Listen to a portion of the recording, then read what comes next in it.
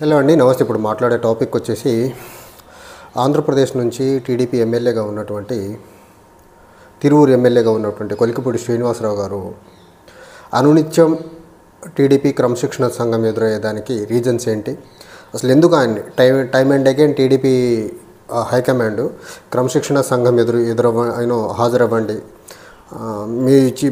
మీ పైన వచ్చిన కంప్లైంట్స్కి సమాధానం ఇవ్వండి. ఎందుకు ఆంధ్రప్రదేశ్లో 134 మంది టీడీపీ ఎమ్మెల్యేలు ఉండగా ఒక కొలికిపూడి శ్రీనివాసరావు గారిని టైం అండ్ అగైన్ క్రమశిక్షణ సంఘం ఎదురు పిలుస్తున్నారు అంటే దీనికి ప్రధానంగా ఒక 2 కారణాలు ఉన్నాయి. ఒకటి, తిరువూరు కాన్స్టిట్యున్సీలో ఉన్నటువంటి పెత్తందారి పోకడల మొత్తాన్ని కట్ చేసుకుంటా పెత్తందారి పోకడలని పక్కన పెట్టేసేసి ఒక బహుజనులు సమాజంలో అత్యధికంగా ఉన్న జనాభాకి రాజకీయంగా పెత్తనం ఇచ్చే ప్రయత్నం ఏదైతే ఆయన మొదలు పెడుతున్నారో నియోజకవర్గ స్థాయిలో, అది ఖచ్చితంగా స్థానికంగా ఉండేటువంటి పెత్తందారులకు అది రుచించకపోవచ్చు.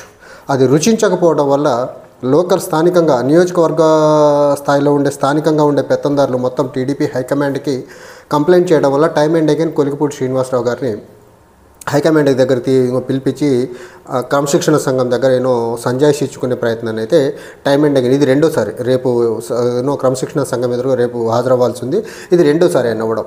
సో ఏ అంశాలని బేస్ చేసుకొని క్రమశిక్షణ సంఘం కొలికిపూడి శ్రీనివాసరావు గారిని ఎమ్మెల్యేగా ఉన్నటువంటి కొలికిపూడి శ్రీనివాసరావు గారిని పిలుస్తుంది అంటే ప్రధానంగా అంతకు ముందు వచ్చినటువంటి సమస్య ఏంటంటే మహిళల్ని వేధిస్తున్నారు అనే ఒక సమస్య.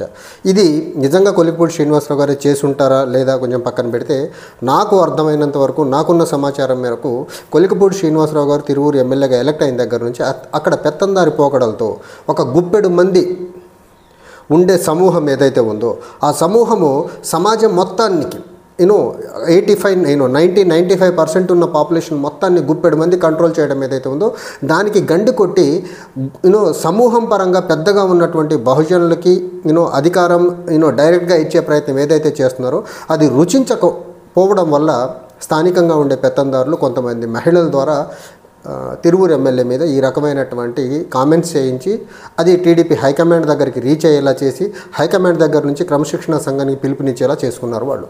సో ఒక విషయంలో గ్రాండ్ సక్సెస్ అయ్యారు. ఆ కొలికిపూడి శ్రీనివాసరావు గారు అనే వ్యక్తి ఎమ్మెల్యే కాకముందు ఆయన ఎనలిస్ట్గా ఉన్నప్పుడు మాట్లాడిన మాటలు అవనివ్వండి, లేకపోతే సివిల్ సర్వీసెస్ కోచింగ్ ఇన్స్టిట్యూట్ నడిపినప్పుడు ఆయన సొసైటీ మీద ఆయనకున్న రెస్పాన్సిబిలిటీ అవనివ్వండి. సో ఆయన అనలిస్ట్గా ఉన్న కాలంలో ఎప్పుడు కూడా సమాజ హితం కోసం, సమాజంలో అన్ని వర్గాల మేలు కోసమే మాట్లాడే ప్రయత్నం చేశారు. ఇప్పుడు ఎమ్మెల్యే అయిన తర్వాత కూడా జనరల్గా కొద్దిమంది ఎమ్మెల్యే కాకముందు బిహేవియర్ ఒకలా ఉంటుంది, ఎమ్మెల్యే అయిన తర్వాత ఆల్టుగెదర్ డిఫరెంట్ ట్రాన్స్ఫర్మేటివ్ మేనర్లో ఉంటారు. కానీ కొలికిపూడి శ్రీనివాసరావు గారు ఏం చేస్తున్నారు, అంతకుముందు ఎలా ఉన్నారు, ఇప్పుడు అలానే ఉన్నారు. అధికారం చేతిలోకి వచ్చిన తర్వాత కూడా బహుజనులకు ఏం చేయలేకపోతే ఎలా, నా పదవి ఎందుకు అనే ఒక అభిప్రాయంలో ఉండి ఉండొచ్చు. ఆ పర్యవసానంలో భాగంగానే రీసెంట్గా జరిగిన కొన్ని మీటింగ్స్లో ఆయన ఒక సామాజిక వర్గాన్ని డైరెక్ట్గానే పేరెత్తి ఆయన చెప్పింది, ఎంతమంది 20 మంది ఉండే ఒక పంచాయతీలో 20 మంది ఉండే వ్యక్తులు 2000 లేకపోతే 2500 మంది ఉన్న సమాజం మీద పెత్తనం చేయడం ఏంటి, అధికారం ఎవరు ఇవ్వరు, మీకంతటా మీరు తెచ్చుకోవాలి అని ఏదైతే చెప్పారో దాన్ని బేస్ చేసుకొని టీడీపీ క్రమశిక్షణ సంఘం కొలికిపూడి శ్రీనివాసరావు గారిని పిలిపించే ప్రయత్నం అయితే చేస్తూ ఉంది. కొలికిపూడి శ్రీనివాసరావు గారు చెప్పిన దాంట్లో నిజం ఉంది కదా. సమాజంలో ఉన్నటువంటి 5% మంది లేకపోతే ఒక పంచాయతీలో 20 మంది ఓటర్లు ఉన్న వాళ్ళే పంచాయతీలో 2000 లేకపోతే 2500 మంది ప్రజల్ని లేకపోతే ఓటర్ని శాసించే పరిస్థితిలో ఉందంటే శాసించాల్సి వస్తే ఎవరు శాసించాలి? అక్కడ మెజారిటీ ఉన్న బహుజనులు శాసించాలి కదా. అది కూడా దళిత రిజర్వ్డ్ కాన్స్టిట్యున్సీ అయినటువంటి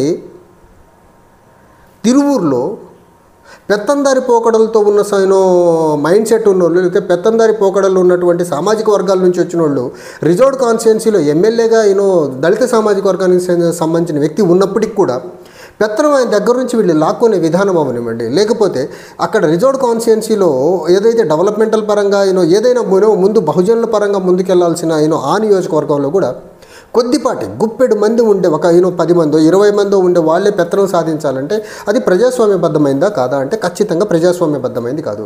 సో డెమోక్రటిక్గా ఎలక్ట్ అయినటువంటి కొలికిపూడి శ్రీనివాసరావు గారు డెమోక్రటిక్ మేనర్లో మాట్లాడితే అది టీడీపీకి రుచించట్లేదు. మరీ ముఖ్యంగా టీడీపీని మోస్తున్నటువంటి లేకపోతే టీడీపీకి సొంత సామాజిక వర్గం కమ్మ సామాజిక వర్గానికి అది రుచించకపోవడం వల్ల టైం అండ్ అగైన్ హైకమాండ్ దగ్గర కంప్లైంట్ ఇవ్వడం, కొలికిపూడి శ్రీనివాసరావు గారిని పిలవడం, time and again Kolikipudi Srinivasarao గారి మీద కంప్లైంట్ ఇవ్వడం పిలవటం. నిజంగా టీడీపీకి చిత్తశుద్ధి ఉంటే, టీడీపీ హైకమాండ్కి చిత్తశుద్ధి ఉంటే కొలికపూడి శ్రీనివాసరావు గారు ఒక అంశాన్ని లేవనెత్తారు. అదేంటిది? తిరువూరు నియోజకవర్గంలో ఉన్నటువంటి బెల్ట్ షాపుల అంశాన్ని. మరి వీళ్ళలో నిజంగా సమాజం పట్ల అంత చిత్తశుద్ధి ఉంటే, వీళ్ళు నిజంగా మంచి పరిపాలన ఇవ్వాలనుకునే వాళ్ళైతే నియోజకవర్గంలో ఒక మండలానికి యావరేజ్న 20 నుంచి 30 షాపులు ఉన్నాయన్నారు. ఒక్కొక్క వైన్ షాప్ కింద 20 నుంచి 30 షాపులు ఉన్నాయన్నారు. నియోజకవర్గంలో ఉన్న 5-6 షాపులు కలుపుకుంటే దగ్గర 150 నుంచి 200 బెల్ట్ షాపులు ఉన్నాయన్నారు. ఈ బెల్ట్ షాపులు మొత్తాన్ని తక్షణమే సీజ్ చేయాలనేసి ఎక్సైజ్ డిపార్ట్మెంట్కి, అధికార యంత్రాంగానికి, అధికార పార్టీకి, ఎక్సైజ్ మినిస్టర్కి సూచన ఇస్తే దాని మీద కనీసం యాక్షన్ ఎందుకు తీసుకోలేకపోయారు? సమాజాన్ని మంచి కోరి మంచి చెయ్యాలి అని ఒక ఉద్దేశంతో బెల్ట్ షాపులు ఉండకూడదు, తాగుడుకు బానిస ఈ కింద వర్గాల వాళ్ళందరూ పేదరికంలో మగ్గుతున్నారు, అభివృద్ధి పరంగా ముందుకు రావట్లేదు, పిల్లలకు మంచి విద్య వైద్యం అందించలేకపోతున్నారు. సో ఈ బెల్ట్ షాపుల్ని కట్టడి చేయాలి, బెల్ట్ షాపులు కట్టడి చేయాలనే నిర్ణయం కూడా ముఖ్యమంత్రిది అని ఒక అంశాన్ని ఆయన బయటికి తీసుకొచ్చి బెల్ట్ షాపుల మీద సాక్షాత్ ఎమ్మెల్యేగా ఉండి ఆయనే ముందుండి లీడ్ చేసి బెల్ట్ షాపుల యొక్క ఎక్కడెక్కడ ఉన్నాయి మొత్తం వెలికితీసి బయట ప్రపంచానికి చూపించే ప్రయత్నం చేస్తే దాని మీద కనీసం యాక్షన్స్ తీసుకున్నటువంటి ఈ టీడీపీ హైకమాండ్, ఈ టీడీపీ క్రమశిక్షణ సంఘం, లేకపోతే అదే టీడీపీ యొక్క ప్రభుత్వం బహుజనుల విషయంలో బహుజనులకి రాజ్యాధికారం ఇవ్వాలి, బహుజనుల చేతుల్లో పెత్తనం రావాలని ఒక మాట చెప్పేసరికి ఈ పెత్తందారి పోకడలు ఉన్నటువంటి మనుషులకి ఎక్కడ లేని కోపం వచ్చేసి అర్జెంటుగా మీరు వచ్చి క్రమశిక్షణ సంఘం ఎదురు హాజరవ్వాలని చెప్తున్నారంటే వీళ్ళ పెత్తందారి పోకడలు ఎంత దారుణంగా ఉన్నాయో చూడండి. అది రిజర్వ్డ్ కాన్స్టిట్యున్సీ అయినా జనరల్ కాన్స్టిట్యున్సీ అయినా పెత్తనం వాళ్ళ చేతుల్లో ఉండాలి, వాళ్ళ చేయి దాటి వెళ్ళకూడదు అనేది చాలా ప్రస్ఫుటంగా కనిపిస్తూ ఉంది. కొలికపూడి శ్రీనివాసరావు గారు మాట్లాడిన మాట ఏంటి? జనాన్ని ఎడ్యుకేట్ చేసే ప్రయత్నం చేశారు. బహుజనులు రాజ్యాధికారంలో భాగస్వామ్యం కావాలని అడిగారు.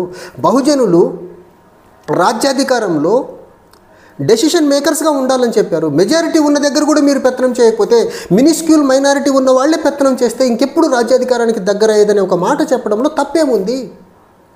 ఒకళ్ళున్నా ఇద్దరున్నా పెత్తందారి పోకడలున్న కులాలు, పెత్తందారి పోకడలున్న మనుషులు మాత్రమే పెత్తనం చేయాలంటే ఎక్కడ ప్రజాస్వామ్యబద్ధమైన అంశం అది కాదు కదా. ఇప్పుడు కొన్ని ప్రాంతాల్లో చంద్రబాబు నాయుడు గారు ముఖ్యమంత్రి అయిన తర్వాత మరీ ముఖ్యంగా వ్యవసాయ మార్కెట్ కమిటీలు ఏవైతే ఉన్నాయో కంప్లీట్గా కొంత టీడీపీ చంద్రబాబు నాయుడు గారి సొంత సామాజిక వర్గానికి చెందిన వ్యక్తులు దళారుల చేతుల్లోకి వ్యవసాయ మార్కెట్లు వెళ్ళిపోయినాయి. అక్కడ మిర్చి కానీ, పొగాకు కానీ, పత్తి కానీ, వరి కానీ దళారులు నిర్ణయించే రేటుకు అమ్మే పరిస్థితిని క్రియేట్ చేశారు. కానీ మార్కెట్ ఇంటర్వెన్షన్ లేదు, ఎంఎస్పీ పైన కొనే పరిస్థితి లేదు అక్కడ.